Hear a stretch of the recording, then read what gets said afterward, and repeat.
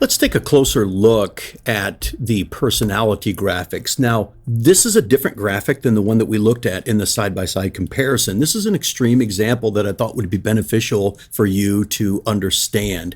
So when we look at these personality graphics up close, we can see the introvert and the extrovert and the four temperaments that define them. Now, these are very important for us to understand.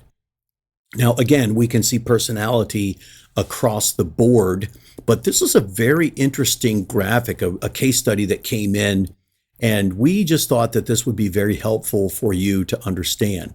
So when we see these temperaments, let me just give you kind of a brief overview. If you were to Google the four temperaments, these are the words that you would find. I don't know where these words came from. I don't know what they mean, other than melancholy is a very laid back person, sometimes can appear depressed.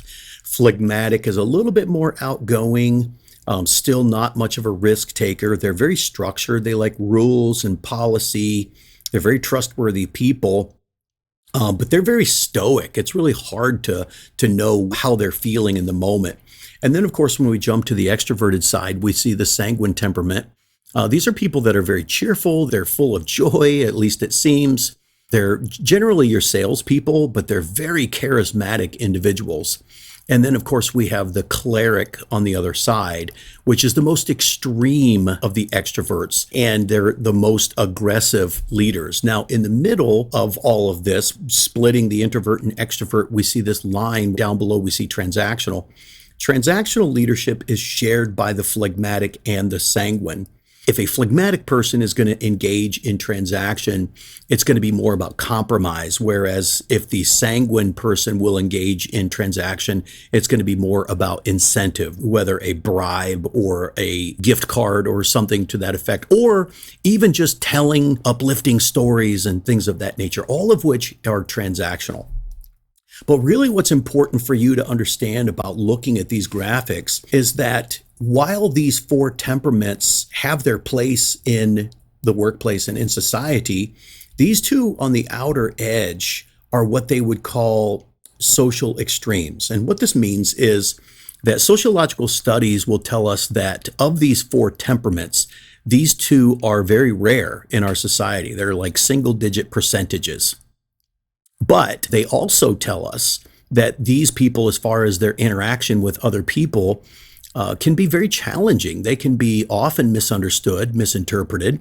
They can be very difficult to process. They can be difficult to work with.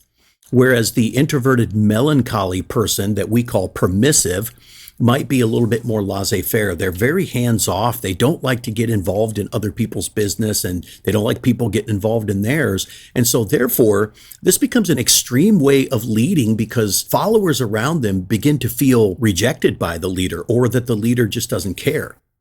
Whereas the extroverted cleric can be very overwhelming, can be very dominant. They can be aggressive and just cause other people, especially your introverted followers, to feel neglected, to feel like they're not valued, and to feel overrun. So we call these social extremes, whereas the two in the middle we would call social norms, and we'll get into that in just a moment.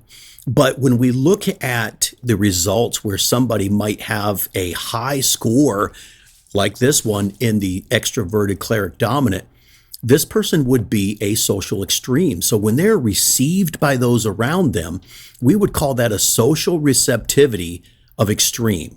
And this is really important to remember because I'm going to show you a table in chapters to follow that will identify social norms versus social extremes.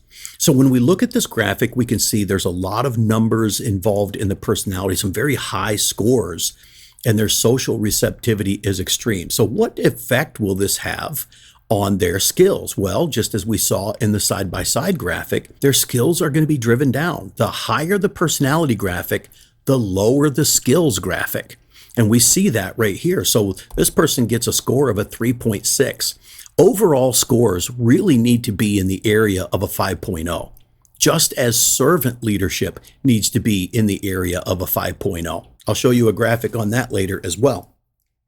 But really, just at first glance, when we look at this graphic, we can see that these 7 competencies, listed at the bottom that define servant and transformational leadership never really achieve a score above 4.